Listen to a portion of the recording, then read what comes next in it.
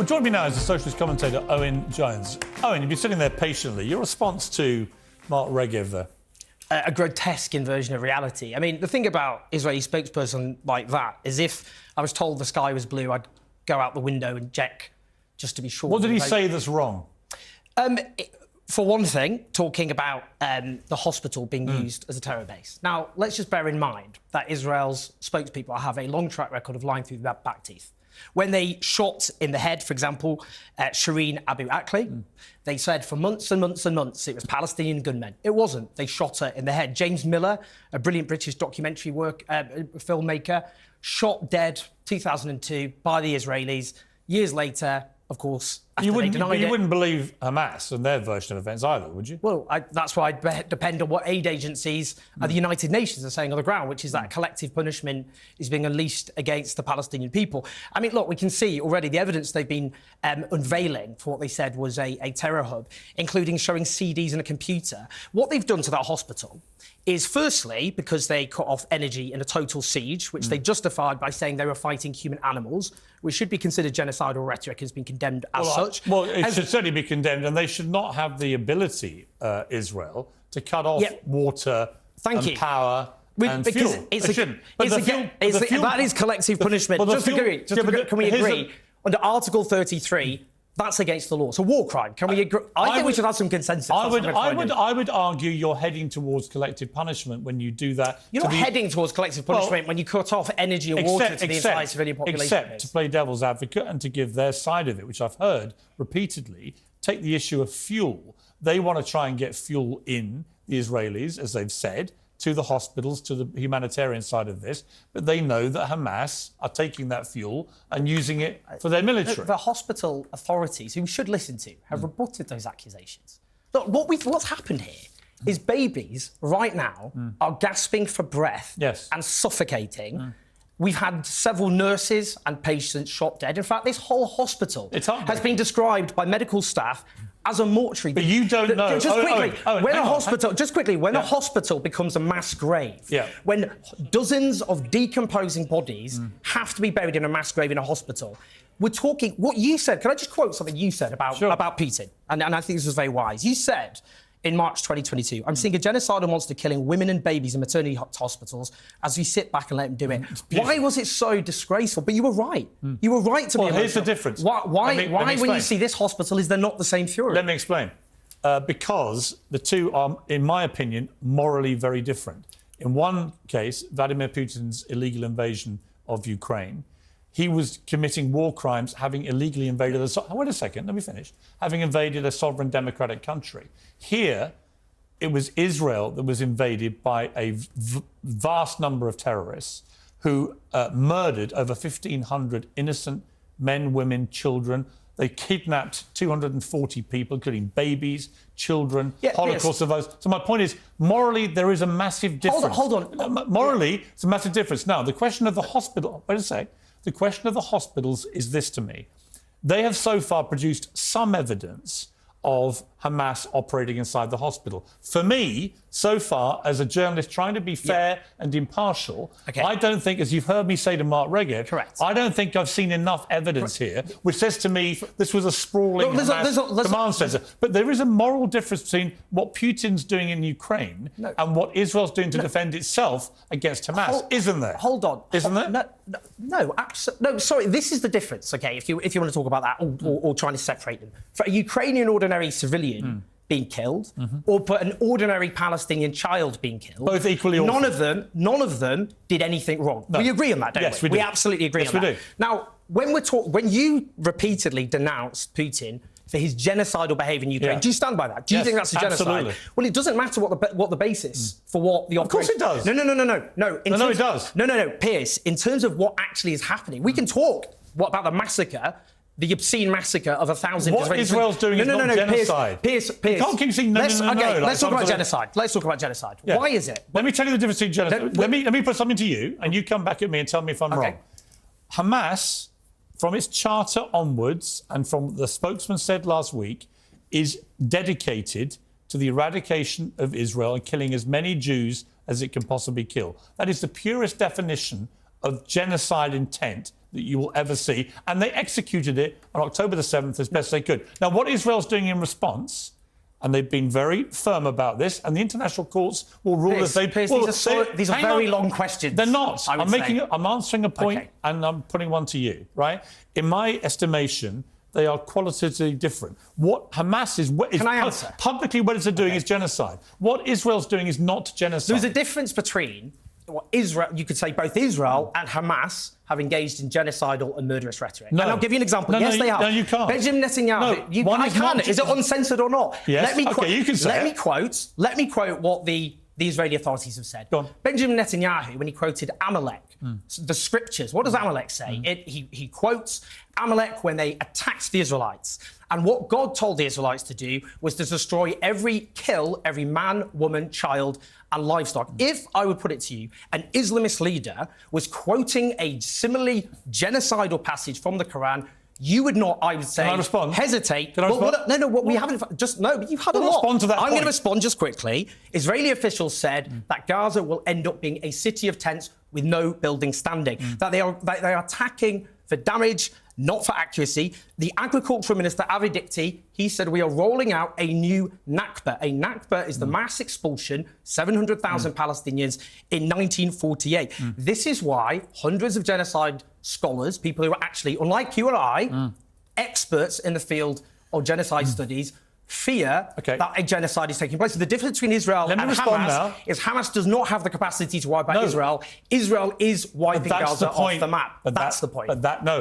You've actually exposed the weakness in your argument. Israel does have the ability to kill everyone in Gaza tomorrow, and they're not doing it.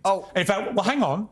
What they're doing, and it's indisputable, they are issuing a number of warnings repeatedly to people to go south. Wait! And stay out of northern Gaza, right? And then they're pulverising it with airstrikes, and now they've gone in on the ground and they're waging battle with Hamas fighters, terrorists, right? No, hang on. So my point is this. Israel could, if they wanted to, kill everyone in Gaza. They decided not to do that. Is your definition... genocide is where you want to kill everyone. Sorry. Your definition of genocide... Because in Ukraine, Vladimir Putin hasn't killed every last Ukrainian. That's simply not happened. No, he hasn't. And nor has he stated his intention to do so. And nor, as brutal and barbaric... Vladimir Putin, absolutely, by illegally invading a sovereign country and indiscriminately bombing anything in front of him... Indiscriminately bombing? ...is waging a form of genocide. Wow. Indiscriminate bombing. Gaza. More than 2 Hiroshima bombs worth have been dropped on East London in the space of 5 weeks. OK, let me ask you two questions. No, you said Ukraine. No, I'm going to have to put this to you. OK. 15,000 people have now been killed now by the Israelis, estimate, in Gaza. 1 in every 200 people in Gaza have now been killed. If you were to adjust for population in Ukraine, that would be 300,000 Ukrainian civilians. 300,000, there's been a terrible death toll. It's estimated by the UN 10,000 civilians have been killed since February last year. In the space of 5 weeks, a country with a much, much smaller population has had a much higher death toll higher officially than that in Ukraine. So how can it be? I'm going to answer. How can it be that you call that genocide, but when you have nearly half the entire civilian death toll of the Bosnian War in a country which is twice the size in terms of population, why isn't that genocide based? Well, I've just answered your question by saying if Israel wanted to commit genocide, they would simply So would Russia. They would vaporize. So would Russia. They would nuke Ukraine. Russia wants to take over Ukraine. Yes, and they want to take over Gaza. And it will kill any number of Ukrainians, men, women, and children in that process. The death rate is able to. Death rate in Gaza is much higher. The only reason it hasn't is that actually Ukraine has a large military supported by countries like the United States and is putting up one hell of a fight. Russia has nuclear weapons. OK. And by the way, Ukraine gave theirs up. Russia has an armed force. Let me ask you... What? No, you've got to accept this. Hang on. A far lower death rate in Ukraine. I've explained why. I've explained why. You haven't explained why. Yes, I have. Well, let me explain Israel again. have made it clear. You didn't hear me. Israel have made it clear that they intend to occupy Gaza permanently. Yeah, which they should not be allowed to do. And what did we can agree on that. What did the Israeli ministry leaked intelligence? What did the intelligence ministry It's my interview of you. I know, but not your interview of me. Well, I think you do need to be held to account on Let me answer you. Well, let me ask you 2 questions, which I asked Jeremy Corbyn. Sure. Let's get these off the table. Do you believe Hamas is a terror group? Yes, if you engage in violence against civilian population, that's terrorism. Okay. Wait, don't do supplementaries. Let me just ask you this. Second question, which I asked him and she couldn't answer. Should Hamas remain in power? If I could wave a magic wand, then no, obviously there'd be an independent... No, let me finish. Okay. There'd be an independent Palestine, free of Israeli rule, with a secular democratic movement in power. The difference I agree with you. When you courageously stood against the Iraq war, and you were courageous for doing so, what was the argument put against you? That you wanted to keep Saddam Hussein in power even though he gassed his own people, the Kurds, and committed genocide, many would argue, that he had invaded his neighbour, and that he had massacred the Shia when they rose up in 1991.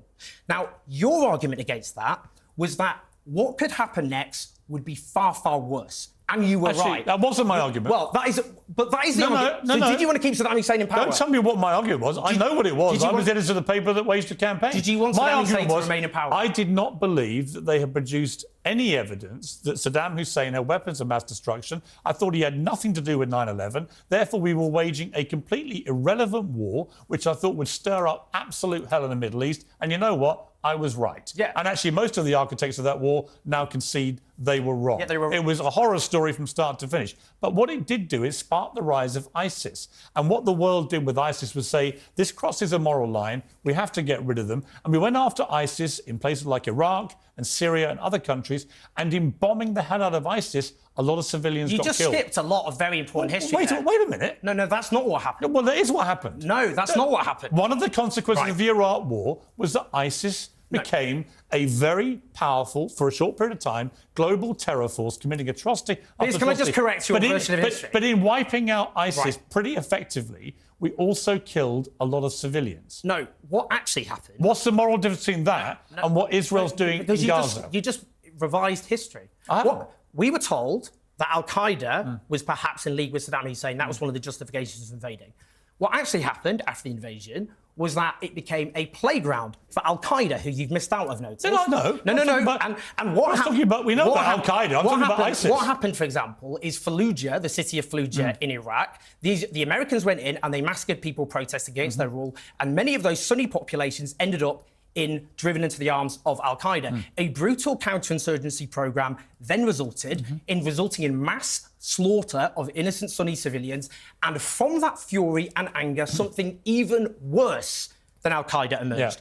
Just as... ISIS? Yes. So you agree with that was... No, I'm saying that's exactly what we're seeing today. I didn't give every detail of the journey. No. I just said, out of the Iraq war... You've misunderstood. Right. They engaged in a brutal counterinsurgency... I know the story. ...offensive against Al-Qaeda, and that caused something worse to emerge. Just as in Afghanistan... I know.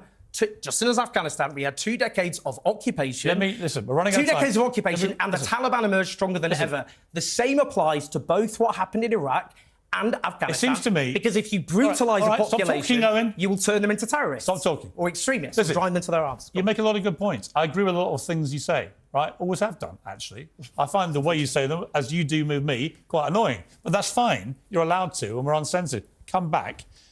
I want to end, if I can, with some kind of... Look, we've agreed Hamas is a terror group. We've agreed they have to go. How do we actually get peace here? Well, firstly, we have to deal with the underlying causes of what's driven the Palestinian people in the case of Gaza into the hands of Hamas, which is, starting in 1948, the ethnic cleansing of the Palestinian population in the Nakba, with 700,000 driven from their homes, murderously, I might add. Then... And hundreds of thousands of Jews were driven from their homes before that. Not in Palestine. Well, they were driven away from Arab countries. Hold on. They were driven away from Arab countries. Yeah, from Palestine. Jonathan Friedland wrote a very good piece about this, saying, you know what, if you go into the history, there's just cause on both sides. The Palestinians were driven from their homes, 700,000 of them.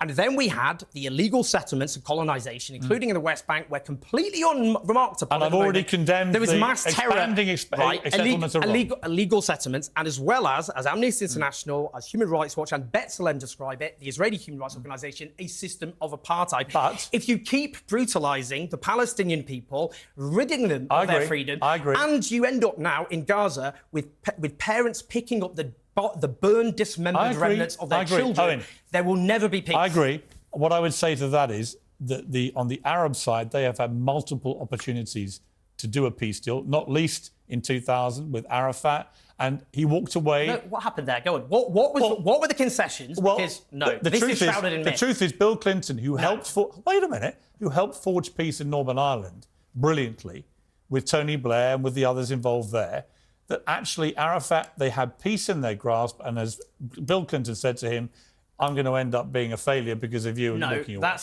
And that revision of history again, not just from you on this program, but by Bill Clinton, because they demanded, for example, land swaps for a ratio 9 to 1 in the favour of Israel. Come back again. I'd love to. No, seriously, this conflict's not going away. No, sadly it's going to continue raging the war. I think you're an important voice in this. We should keep talking about it. Okay, we'll chat. Good to see you. See ya.